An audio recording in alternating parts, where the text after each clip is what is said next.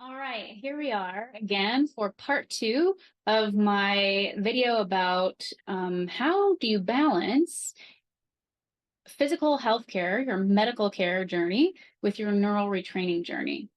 And this applies to people who haven't even started their neural retraining journey, in case that's you. So please stay tuned and check out video one if you haven't, because it really lays a lot of groundwork for why this is so important to balance both as you heal.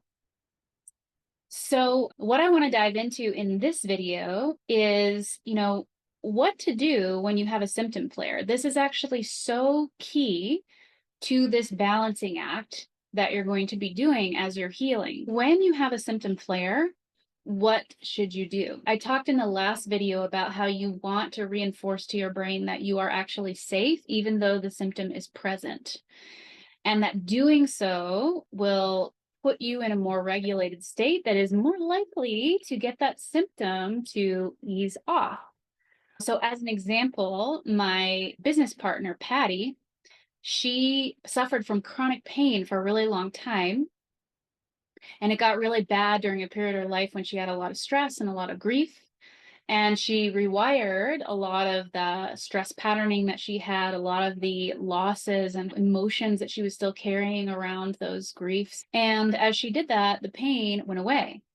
But today, what happens is she has no pain almost all the time, but occasionally, if she gets really stressed out, she'll get a little bit of that same pain back.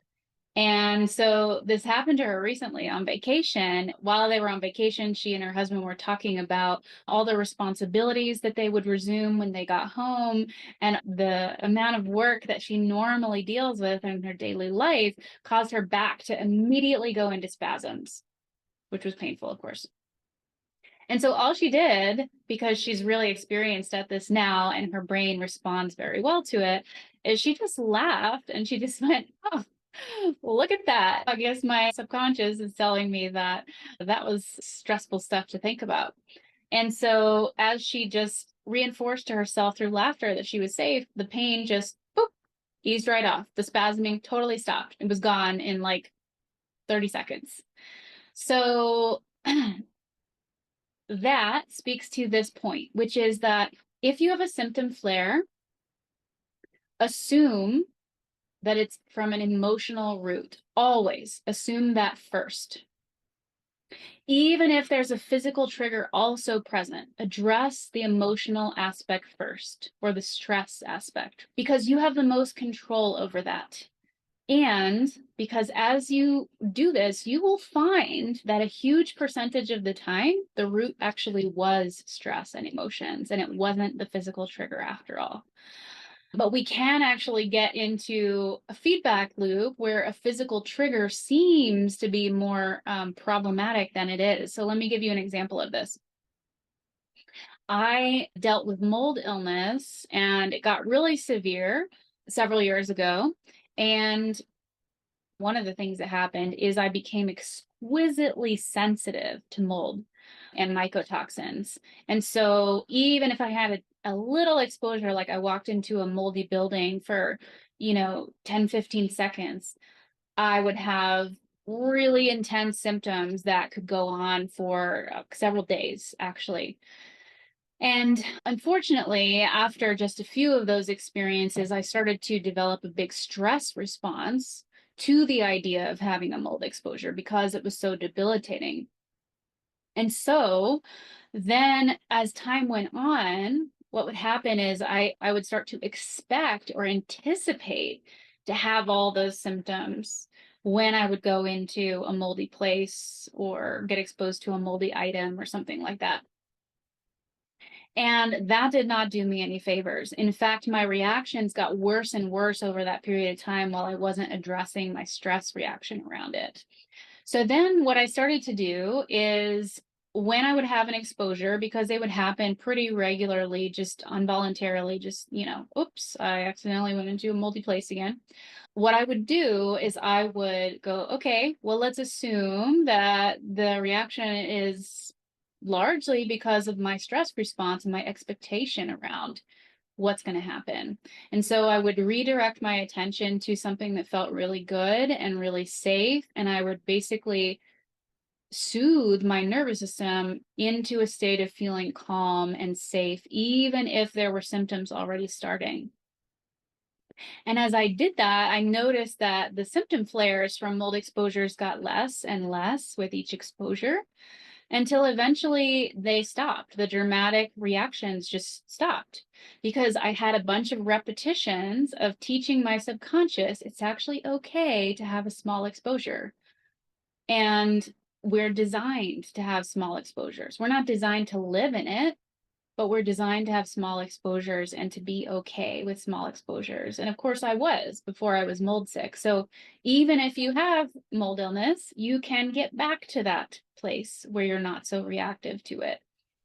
Yeah, that was one of those cases where my emotions and stress around mold were feeding my physical reaction to it. My subconscious was going, oh my God, you're gonna die whenever I go into a moldy building. And that was absolutely not the case. But that stress reaction would then cause an increase in inflammation in my body, among many other physiological changes. And that is what would produce these really out of control symptoms. So if you address the emotional root first, so let's say, you're not aware of there being a physical trigger, but the symptoms are coming and you're just like, what is this about? The good thing to do is just to ask yourself, okay, has something happened in the last 24, 48 hours, or even in the last 10 seconds that felt stressful or made me emotionally upset? And sometimes it's just in here. Sometimes it's your own thoughts. You're going down a stressful spiral in your mind, and then boom, the symptoms start. That happens all the time with my clients. So ask yourself that first. And if you find something like, oh yeah, that's right, I had a fight with my husband earlier today, and I still feel upset about it, boom, work on that first. And you will be shocked how many times that is the root of the symptom flare. If that doesn't work and you try and the symptom doesn't decrease at all from using a neural retraining technique to address the stress or emotions, that's okay. Notice if you had some emotion come up about the fact that it didn't work, right? Did you get really disappointed? Did you get upset? Did you get mad, frustrated? Did you start to feel really helpless? Make sure you address that too before you move on. It's normal to feel that, but it's also normal to move through it and let it go. We don't want to stay in those emotional states because they're not a healing state. So if you didn't have success, then you can move on to explore whether there's something else you want to do to address it from a physical perspective. But if you did have success, let's say, it was pain and you got the pain to go down from an 8 to a 5, great. That means your brain is significantly involved in producing the pain. So keep it up. The next time you have a pain flare, do it again, and then do it again, and then do it again every time. Because what you will notice is if the pain is largely coming from your brain or whatever other symptom is, that symptom will start to come back less severely and less frequently over time. And this is exactly what we see in chronic pain all the time. And it can actually be sometimes a pretty fast journey. We have somebody in the program right now who's already reduced her chronic pain by 50% in the first month, and now is reducing it even further and coming off of her medication. So it can be a pretty amazingly fast journey if your brain is the primary root of the issue. So the reason you want to do this, always explore this if you can, is you will never know how much power you have over your body with your mind if you don't default to addressing that first, right? And of course, I don't just mean your thoughts. If you've watched my videos before, then you know your thoughts are just the tip of the iceberg. They're just a little piece of what your brain is doing that can create changes in your body. So for the most benefit, we actually need to shift what your subconscious mind is doing. And that's what all of our neural retraining tools allow you to do. Okay, so our final part of balancing the neural retraining journey with your medical journey is to have some conversations with your doctor about how they can help you with that. Tell them what your neural retraining goals are. Most doctors today will absolutely acknowledge the pivotal role that stress and emotions and trauma play in your health, right?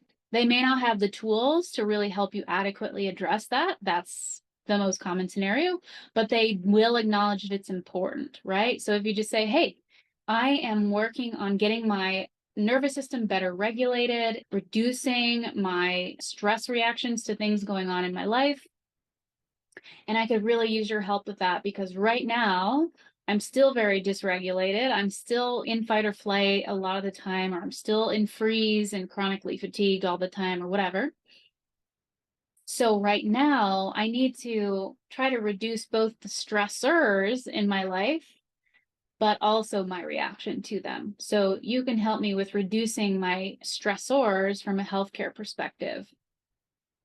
And then you may need to set some boundaries. And that is a very healthy thing to do that most doctors will also really respect. They just don't necessarily know what each individual patient in their practice needs as far as their boundaries.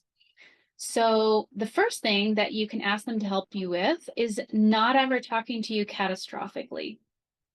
You know, tell them that you want to know what is important for you to know, but it wouldn't benefit you to get really overwhelmed with doom and gloom, right? So it would be helpful if they could be realistic and not pessimistic. Keep the information more actionable. So as an example, instead of them saying, this could cause cancer and autoimmunity and all these other things, they can just say, hey, this issue can have serious consequences. So let's head those off by addressing it now. And here's what you can do to do that. Feels really different, doesn't it? You know, if you actually bring this up to a doctor, they'll probably very quickly realize, oh yeah, that makes sense. That that's a better for you for me to do it that way. But a lot of doctors have gotten into a bad pattern of trying to motivate people with doom and gloom. They think that in order to get the patient to actually take action, change their diet or address the mold in their home or whatever, they have to make it sound like it's the end of the world if they don't do it. But ultimately, what I see in my practice, because I'm dealing with all these really traumatized, dysregulated people, is that all of those kinds of conversations from their healthcare practitioners in the past have actually been traumatizing and have led to chronic dysregulation in their nervous system in regards to their health. So that's the first thing they can help you with. Another thing they can help you with is if you've had some bad reactions to previous treatments, let them know that and what they were and what happened for you, right? Because they can help you going forward by starting you at really low doses of anything to make sure that it's tolerated and then gradually working up on the dose. Many of my clients have felt very traumatized from some prior treatments they've tried that backfired horribly. Then of course they got really gun shy about wanting to try anything new or feeling safe to try anything new, right? And sometimes it's important that you try a different approach, but it's also important that you feel safe when you do that, right? So they can help you with that while you can work on rewiring the traumas from previous treatments that backfired for you. And then if you've been mistreated by a doctor in the past, like dismissed or put down or told off or told that you were making something up, let your doctor know about that medical trauma. They are not going to have the tools to help you really transform that trauma so it isn't traumatic for you anymore. But they can help you by what I would suggest is just say, hey, even if what I have going on is really bizarre and like you don't know why it's happening, it doesn't make sense to you, the symptoms don't sound like anything you've heard before, I'd rather hear that you don't know what's going on, you don't have the answer, than to just be dismissed or put down or something like that. Some doctors are going to be able to hear that really easily and some are not, but hopefully yours is, because it's a absolute epidemic that we have in this country of people being traumatized by the medical system in that way. So again, I strongly suggest you take some responsibility for your own trauma as well and take that to neural retraining to be rewired, because your doctor can only do so much to help you to feel safe if what's going on in here does not feel safe. Right. And I don't necessarily mean your thoughts. I mean, even on a subconscious level. So you may be having an extreme body reaction telling you you're having a survival response in the presence of your doctor. And consciously, you may think, why is my body doing that? I don't understand. I feel perfectly fine mentally. But that's because it's happening on a subconscious level. So that's still a trauma response and it still needs to be addressed. Okay, finally, if you are overwhelmed by your healthcare protocols, let your doctor know that. They can't help you to simplify if they don't know that it's too much for you, right? So sometimes you just have to speak up, and that's all they need. While you're neural retraining, you want to try to reduce your sources of overwhelm until you are better regulated. That's a really, really healthy thing to do. So let your doctor know how many supplements or medications you can handle at what one time, how many office visits per month or per couple of months that you can handle. If you can't really ever seem to remember or get really stressed out by dosing in the middle of the day or trying to dose between meals or things like that, let them know. Whatever it is that they're asking you to do, if it's stressing you out too much, for whatever reason, whether it's logistical reasons or financial reasons, or your family's not supporting it or whatever, let them know because they may be able to help. As an example, if your doctor's like, hey, I'd really like you to eat keto for a while, or I'd really like you to eat paleo for a while, or some other thing like that for health reasons, low FODMAP, whatever. And you're just like, I just cannot find the time to cook that much or the energy. I'm just exhausted all the time and I'm overworked and I'm trying to take care of these 3 kids, blah, blah, blah. If that is what is going on, let them know. They can suggest a meal service that at the very least cooks 1 meal a day for you so that there's one less meal that you have to worry about making for yourself. So there's a lot of little tips and tricks they might be able to help you with if they know. The other thing is a lot of docs, when they first meet you, they'll do all this testing and they'll find all the things that are going wrong. And sometimes they'll want to address all of it at once because they're just trying to get you better as fast as they can. And I totally get that from a doctor's perspective. But from the patient perspective, addressing all of those things at once may be really overwhelming and it actually may not work optimally.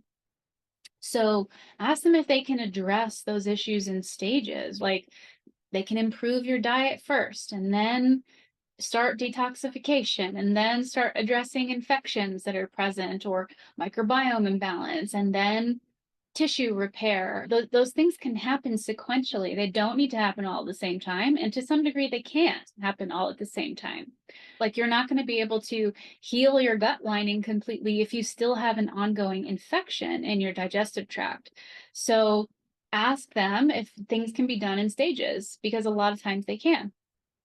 So those are just a couple of tips that I have for you about how you can balance neural retraining with your medical care journey and how you can get your doctor to help you with that.